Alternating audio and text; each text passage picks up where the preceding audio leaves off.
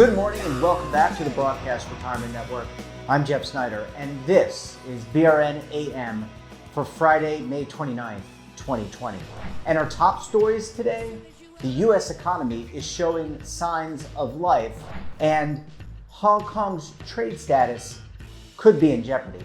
Well, joining me now is Devin Banerjee, Senior Financial Services Editor for LinkedIn and also the editor of the This Week in Finance newsletter, which you can find on the LinkedIn platform. Devin, welcome back to the program. Thanks, Jeff. Always good to be with you. Yeah, it's great to see you. Thanks for making time for us this morning. Know lots going on the platform. I know you wanted to talk about the U.S. economy potentially showing signs of life. This is a good sign, I would think. An optimistic storyline this week, absolutely, Jeff. We are seeing some signs of life in the U.S. economy.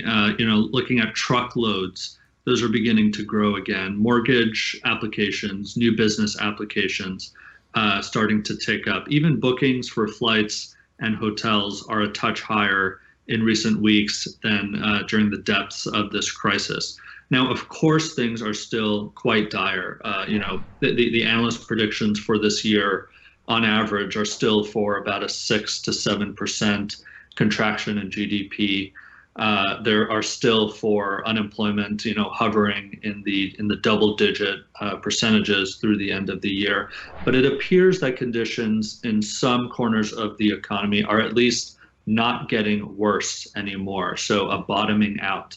And economists are saying if this is the only wave of the virus, and of course that's a huge conditional statement, but if it is, then it appears that things have bottomed out. So again, looking at some deeper data from the TSA, the Transportation Security Administration, is showing that passengers are returning off of the lows, off of the numbers. Data from OpenTable is showing that diners are beginning to return in several states. Again, you and I were just talking before we started recording. Many of these phased reopenings are underway in many states across the country now. Again, that data, the same with trucking loads, with freight shipments. Real estate showings in May have been up, so a sign of demand from buyers again. The Mortgage Bankers Association here in the U.S., their data shows, again, a recent rebound in mortgage applications. And on Thursday, yesterday, we got some data that continuing claims, so that's the tally of Americans' ongoing benefit claims and state programs, those actually fell for the first time. So that's suggesting a rebound in the job market that is starting to occur. Analysts had expected that continuing claims figure to either stay the same or continue increasing. So again, a lot of conditional kind of statements, if this is the main first wave and only wave of this virus, then this set of data really shows some optimism right now in the U.S. economy. Yeah, I think obviously we want to be optimistic, right? I mean, we have nothing to gain from being pessimistic. I think we want to temper that optimism. Devin, I think last week, and the days, the weeks run together, so forgive me. I think last week we talked about some of the tea leaves and the economic tea leaves, and that we were not going to have this V-shaped recovery. Have you seen any response from those on the platform kind of maybe rethinking this, or maybe doubling down and saying, okay, that's great. We still have a ways to go because we're reopening parts of the country. We don't know if we're going to have a second wave, although it seems very possible that we will. We're definitely going to have a second wave. So any thoughts there in terms of what people are saying? Yeah, absolutely. It's been kind of a split conversation. There are those who are looking at these more optimistic tea leaves and looking at the stock market, for example, and really that optimism is kind of infusing their beliefs and their actions right now. And we see some others tempering those expectations. So some comments from people on the platform are saying, look, these latest improvements may be directly tied to factors that are temporary, in fact. So, this emergency spending by Congress, other stimulus programs, the buoyant stock market. Now, of course, that's kind of a chicken and an egg problem, which comes first, the buoyant stock market or the optimism. But a buoyant stock market does infuse optimism in companies that are able to raise money in the equity market more efficiently, more powerfully. Also, maybe individuals whose portfolios have been whose portfolios have benefited from what the stock market has been doing, and that's infusing optimism and confidence in themselves and their household finances. And again, some declines in new COVID cases in certain parts of the U.S. that's allowing for those gradual reopenings. So all of those factors, some people on the platform are pointing to and saying, look, those are all potentially temporary factors. And to get a bit more nuance, this week, yesterday on Thursday, we did release our latest workforce confidence index. I know you and I have tracked that pretty closely over the course of our releasing this data every 2 weeks. It's a biweekly pulse of Americans' confidence in their careers, their job prospects, and their household finances. And we find that confidence is rising in certain really key industries: real estate, manufacturing, software and IT, and the legal industry. All of those have seen pretty large upticks in confidence in their outlooks since early April. Real estate actually, it was really interesting. It had the largest leap in confidence after being one of the most pessimistic industries in early April. So again, on the residential side, looking at that data, buyer demand coming back, virtual viewings, also some in-person home viewings returning in certain places around the country.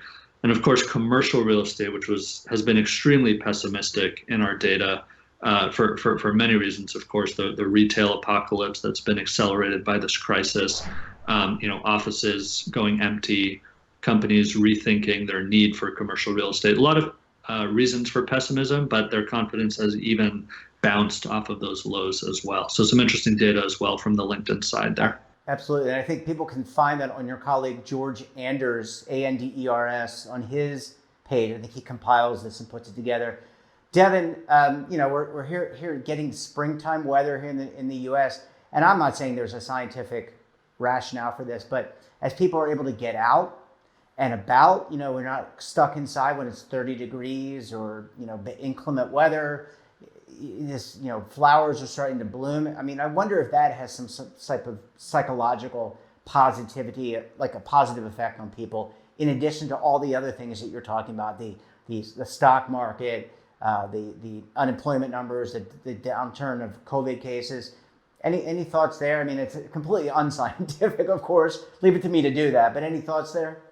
Yeah, look, I mean, I wouldn't be surprised if taken together, taken in aggregate, all of these factors that are on an upswing are kind of have a positive feedback, effect going on. I certainly would not be surprised. But, again, here at LinkedIn and we as journalists are always looking at that data. And there are a lot, as I mentioned at the top of the segment, a lot of data pointing to an upswing. And I think you just layer on the effects of springtime and now coming into summertime, and I think that all boosts confidence, boosts optimism, and again we should be honest in saying no one knows what's going to happen 3-6 months from now, especially with the root of this crisis, which is a health pandemic and a virus that, we should be honest, none of us truly understands. So the potential for that second wave or a return or a real delay in treatment or in understanding how immunity works or in coming up with vaccines, I think all of that we need to keep kind of in the back of our minds for now, and just temper our expectations. Yeah, and I always think about what Harry Truman said about economists. He wanted a one-hand economist because economists always say on the one hand it's this, on the other hand it's that. So I think you're right. I think we need to temper our expectations. And when we come back, we're going to talk about Hong Kong and its status and whether or not that could have implications for the U.S. economy. So stay tuned right here on BRN AM.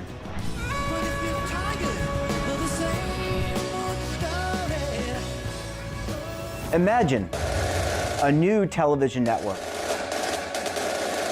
that will make you richer, healthier, and in control of your financial future.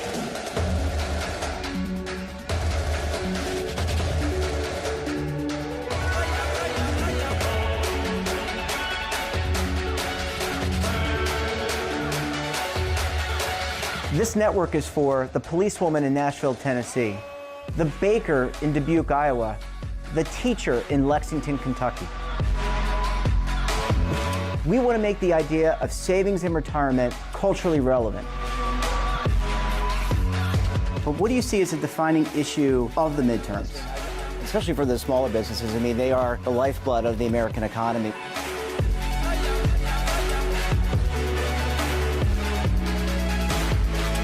Featuring exclusive interviews, current affairs, and docuseries. 33 years old, you retired early. The philosophy is money only matters if it helps you live a life that you love. But you got to start thinking about retirement as soon as you get in. The Broadcast Retirement Network will drive very high engagement with premium partnerships. So this isn't retirement and savings for your parents or grandparents. This is for all Americans. And we're going to change the way you think about money.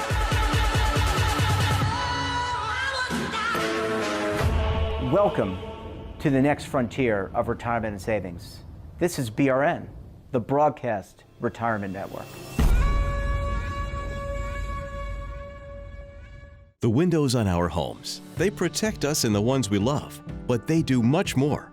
At Renewal by Andersen, making your home more comfortable is at the center of every window we make. It's why we custom build our windows in America and install them in as little as 1 day. It's why we build our frames with exclusive Fibrex composite material that's 2 times stronger than vinyl. It's why our glass helps keep your home warmer in winter, cooler in summer, and quieter all year long. It's why we stand behind every window with a 20-year limited warranty. Why not help lower your energy costs while giving your home and family the best? Call 1-800-835-6525 to schedule a free in-home consultation. Buy one, get one at 40% off with this special offer. Plus, get special financing with no money down, no monthly payments, and no interest for 1 full year. Renewal by Andersen, the better way to a better window. Call 1-800-835-6525 now. Welcome back. We're talking to Devin Banerjee. He's a senior financial services editor for LinkedIn. Devin, thanks so much for sticking around with us this morning. Absolutely, Jeff. Happy to. It's great to get your perspective. Really enjoyed the conversation on the U.S. economy. Obviously, my fingers are crossed, but there are some negativity, or is some negativity with respect to the trade status of Hong Kong, and that potentially could put a damper on all the great things we talked about in our last segment. What can you tell us there? That's right, Jeff. It's one of the biggest, potentially the biggest international story going on right now, with really broad ripple effects for global trade and, of course, for the U.S. economy. So since 1997, which was the handover of Hong Kong when the UK ended its colonial administration of Hong Kong and returned control of that territory to China, since then, the United States has applied certain laws with respect to Hong Kong based on the assumption or the condition that Hong Kong maintains a certain degree of autonomy from China. And what happened this week on Wednesday, the US State Department said it no longer could consider Hong Kong to have that significant degree of autonomy. So why is that? So that came as China is really tightening its grip on the territory of Hong Kong. It is expected to pass a national security law allowing Chinese national security forces and agencies to take really broad actions, limiting the liberties of Hong Kong residents. And in fact, on Thursday in China, overnight, in the US, this resolution was drafted and approved by the Chinese legislature. So why is this important to a segment on finance that we're doing? Well, as you know, Jeff, Hong Kong is one of Asia's, in fact, the world's leading, banking hubs, trading hubs. It's often used by multinational corporations as their headquarters for the Asia Pac region. It's an investment destination. And this also, as you said in your intro, really ratchets up trade tensions between the U.S. and China. I mean, let's go back a couple months. Of course, we've forgotten because of the coronavirus pandemic, but the trade war and trade skirmishes between the globe's two largest economies, the United States and China, has really been what has really been top of mind for investors the past 18 to 24 months. That was really the driver of much of the volatility in the markets and the flutters in the economy before, of course, we enter this coronavirus-driven downturn. But under a potential resumption of these trade tensions, U.S. tariffs on the imports from mainland China that were in place could potentially apply to Hong Kong. Other trade restrictions that have been applied to mainland China, so that includes bans or limits on what American companies can sell to Chinese companies because of national security concerns or human rights concerns. Those could be imposed on American companies' operations in Hong Kong as well.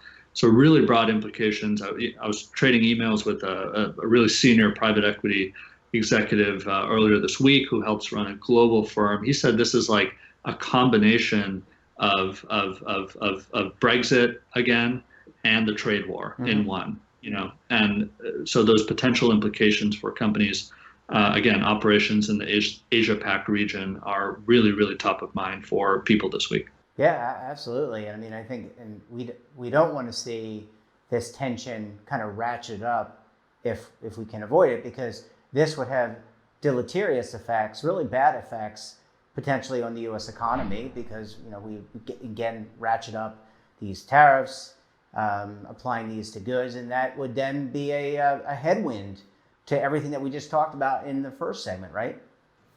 Absolutely. And the implications for just global companies that operate in Asia are really interesting. A lot of people on the platform on LinkedIn are pointing to, a potential rise in Singapore, for example, as that hub, that Asia-Pac hub for MNCs, multinational corporations. Others pointing to cities like Tokyo, to Seoul in South Korea, even Jakarta in Indonesia, which has kind of been on a rise itself over the past 5 or so years.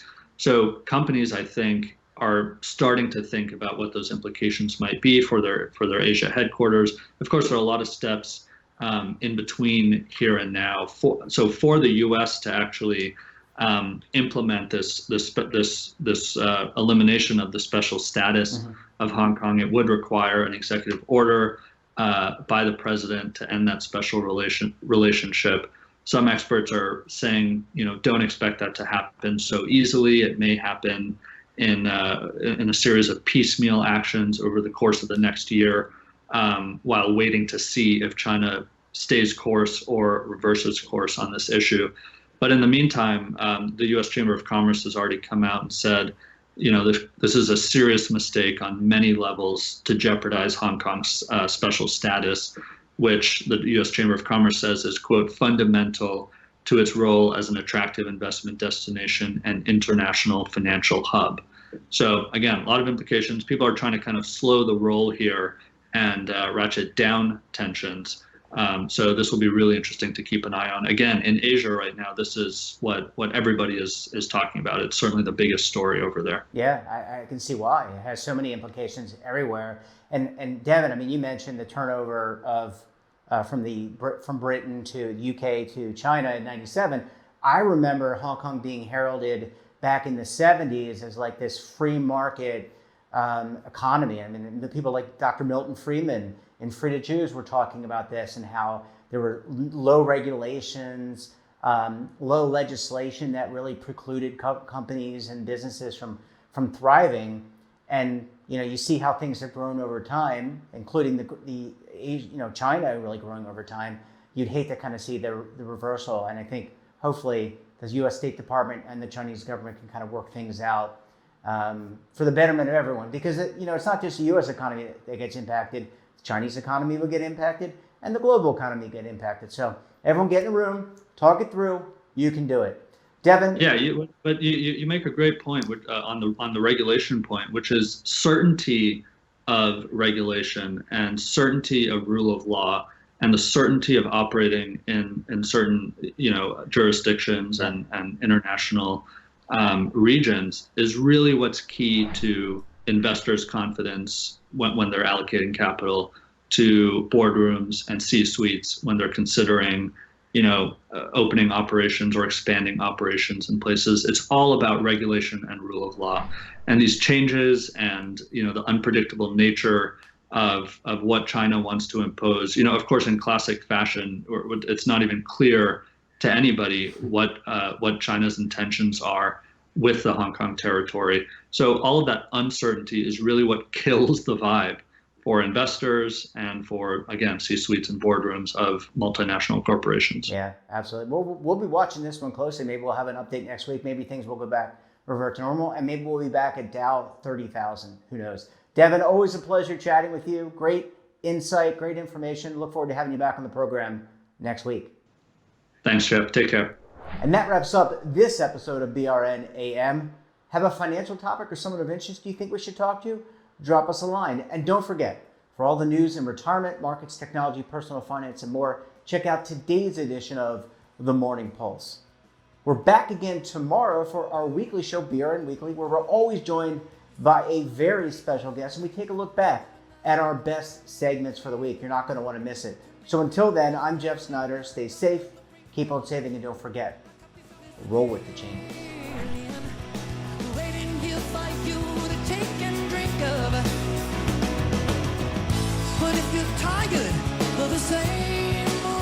Attention! The Centers for Medicare and Medicaid Services has officially authorized new benefits that Medicare Advantage plans may include. To get the benefits you deserve, you can call the Medicare Coverage Helpline. Hi, I'm Joe Namath. If you're on Medicare, this is important information. I called the Medicare Coverage Helpline and they instantly looked up my coverage. In this one simple call, they offered to enroll me in a plan that includes rides to medical appointments, private home aides, doctors and nurses' visits by telephone, and even home-delivered meals. The plan also includes dental, vision, hearing, and prescription drug coverage, all at no additional cost. Don't delay. Call to see if the new benefits are available in your area. Call the number on your screen now. It's free. Call 1-800-757-1451. That's 1-800-757-1451.